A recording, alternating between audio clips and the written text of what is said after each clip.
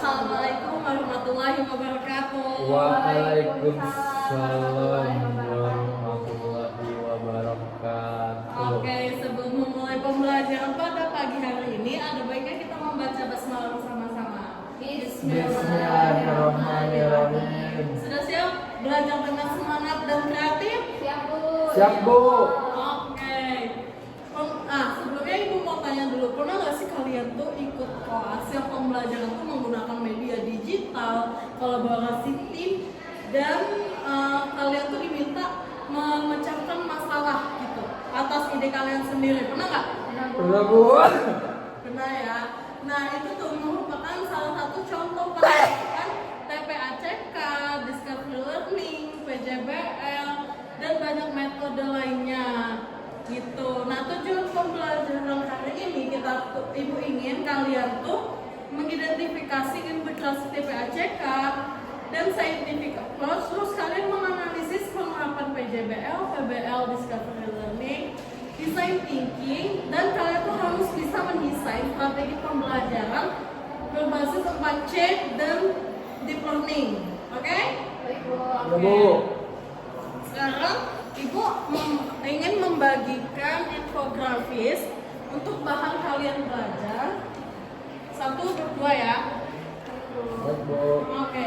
Yang pertama ada konsep TPACK. TPACK itu kan yang kalian tahu pasti teknologi, pedagogi, dan content knowledge. Nah, betul.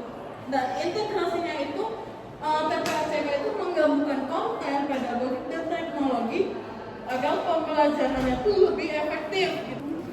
Kenapa sih TPACK itu penting? Nah, kenapa sih TPACK itu penting? Karena guru tuh harus bisa mendesain pembelajaran menggunakan teknologi yang sesuai dengan zaman sekarang. Nah, yang tahap kedua itu ada scientific approach. Nah, di dalam scientific approach itu ada 5M.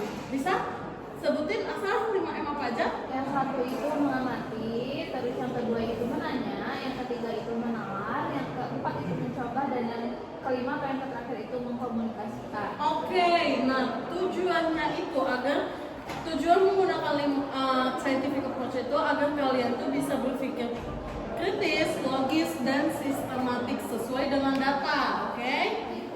Yes. Terus yang ketiga itu ada model pembelajaran inovatif, dan pasti kalian udah sangat sering ya belajar tentang model pembelajaran inovatif. Nah, di sini Ibu ambil yang Discovery Learning, PJBL, PBL, dan Deep Learning. Kalau Discovery Learning itu berarti siswanya tuh harus menemukan konsep melalui eksplorasi. Jadi pembelajaran tuh siswanya eksplor lebih banyak daripada gurunya. Jadi guru tuh sebagai pembimbing aja. Terus ada PJBL. PJBL sendiri berarti siswanya harus belajar dari proyek nyata. Ngerti kan? Sudah sering ya, jadi kayak dikasih study case dan kalian harus menemukan solusinya. Kalau misalnya PBL berarti siswanya itu belajar mencari pemecahan masalahnya dari masalah yang udah ada gitu. Terus yang terakhir ada deep learning. Deep learning itu pemahaman mendalam mengenai suatu materi. Jadi bukan cuma saya ngerti, enggak gitu. Jadi harus siswa itu harus bisa menjelaskan gitu. Yes. Nah, keempat model pembelajaran ini akan outputnya itu merupakan 4C, skill yang ada, skill pembelajaran dalam abad 21. 4C itu apa, Iman? 4C itu ada critical thinking, creativity, collaboration, sama communication. Nah, betul sekali. Nah, jadi menggunakan model pembelajaran ini diharapkan agar 4C itu terpenuhi sesuai dengan tujuan pembelajaran abad 21. Oke, paham? Paham.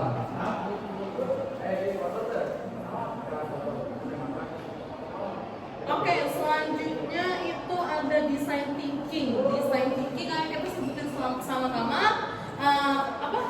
Cara-cara langkah-langkah dari design thinking. Yang pertama ada apa? Empathize.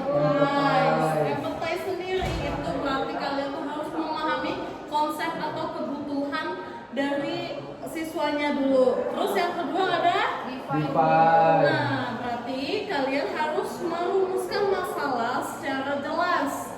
Jadi kita harus, sebelum kita menganalisis masalah, kita rumusin dulu, oh masalahnya ini kita list biar terstruktur masalahnya. Terus yang ketiga ada idea. Berarti kalian tuh harus menghasilkan ide atau solusi dari masalah-masalah yang sudah kita rumuskan tadi. Selanjutnya ada prototype. Berarti kalian tuh harus membuat rancangan model yang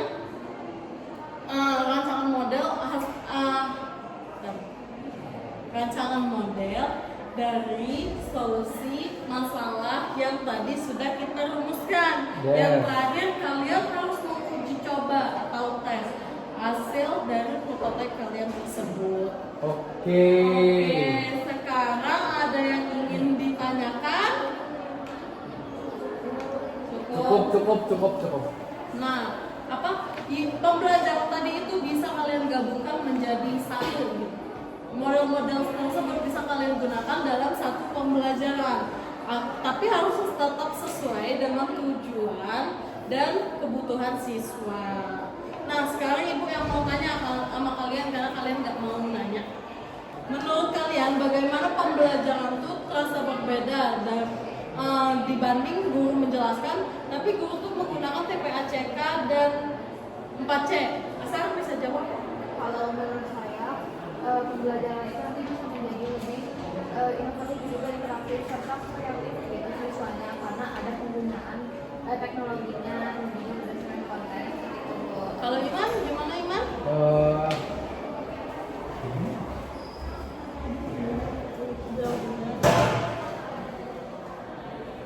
Nah, kalau misalnya menurut saya itu pembelajaran itu lebih menarik, kita juga jadi lebih aktif dan juga tidak bosan, dan juga kita dituntut untuk bisa berpikir kreatif gitu, out of the box.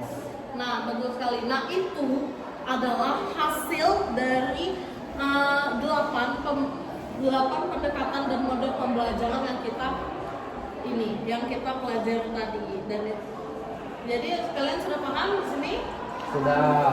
Nah, untuk menguji pemahaman kalian, Ibu sudah menyiapkan lembar evaluasi berisi 5 soal pilihan ganda yang akan kita koreksi langsung habis ini ya. Kerjakan dengan mandiri dan jujur, oke? Oke.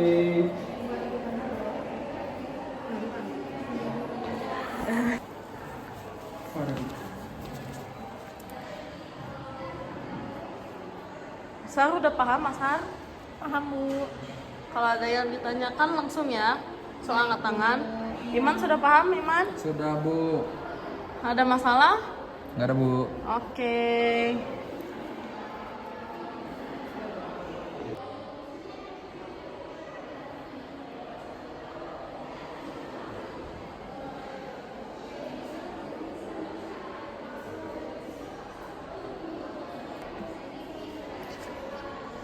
Sudah Sudah, Bu. Bu. Oke. Nah, kita akan koreksi langsung ya. Ibu akan, kalian harus kalian sebutin soalnya, nanti ibu kasih jawabannya, oke? Nomor 1 Asar boleh? Nomor 1 itu jawabannya B Bu. Soalnya dulu Asar. Oh iya. Soal itu. Nah, ayo, Asar boleh nomor 1? Jadi untuk soalnya itu apa tujuan utama integrasi TPACK dalam pembelajaran digital? Jawabannya itu yang B. Betul. Mengoptimalkan teknologi, pedagogi dan proses belajar efektif. Oke, Iman nomor 2 boleh? Nomor 2 itu pendekatan saintifik menekankan langkah-langkah berikut kecuali C, menyalin materi dari buku. Betul. Nomor 3, manakah contoh penerapan PBL? Jawabannya itu B, mahasiswa membuat proyek bisnis digital sebagai hasil akhir pembelajaran. Udah betul? Tuh. Nomor 4, Iman boleh? Salah satu tujuan pengembangan keterampilan 4C adalah meningkatkan kemampuan berpikir kritis, kreativitas, kolaborasi, dan komunikasi. Betul. Nomor 5, Asal terakhir. Apa fungsi design thinking dalam perencanaan pembelajaran? Jawabannya itu B, menyelesaikan masalah pembelajaran secara kreatif dan inovatif. Betul. Nah, poin yang kalian dapat dikalikan dengan 20 itu nilai yang kalian dapat ya nantinya. Baik Dia semuanya rata-ratanya di atas 75? Yes, Ya, yes, yes. Oke. Nah, Ibu rasa kalian sudah paham dengan pembelajaran yang Ibu jelaskan pada siang hari ini. Nah, untuk tugasnya Ibu mau kalian mendesain pembelajaran buat RPP ya teman-teman, menggunakan model-model pembelajaran dan pendekatan yang telah kita pelajari. Bebas apa aja modelnya. Oke? Paham Yes. tugasnya? Untuk kesimpulannya, kita hari ini udah belajar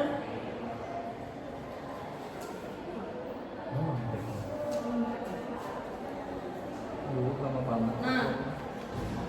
Nah, pada hari ini kita telah mempelajari integrasi TPACK dan scientific approach dan model-model pembelajaran apa tadi yang sudah kita pelajari? project based learning, problem based learning, deep learning, design thinking, TPACK, 4C, scientific approach dan juga dan lain-lain. Deep learning. Nah, itu tuh sangat penting untuk meningkatkan kompetensi peserta didik abad 21. Refleksi hari ini Ibu ingin Iman sebutin model pembelajaran yang sudah kita pelajari hari ini. Modelnya ada PBL, ada PGBL, ada TPRTK, ada scientific approach, ada deep learning, ada design thinking. Oke, kalau Asa sebutkan contoh-contoh media. contoh medianya itu bisa digital maupun non digital. Kalau digital itu kayak misalnya e-docs, Canva dan lain-lain. Kalau misalkan fisik itu kita bisa berupa kertas, karton ataupun yang lainnya. Oke, Ibu rasa kalian sudah sangat paham dah dengan pembelajaran hari ini. Mari kita tutup dengan nafas hamdalah. Alhamdulillahirobbilalamin. Wassalamualaikum warahmatullahi wabarakatuh. Makasih semuanya. Salam warahmatullahi wabarakatuh. Terima kasih Bu. Ya, dan sudah dikerjain tugasnya. Yeah.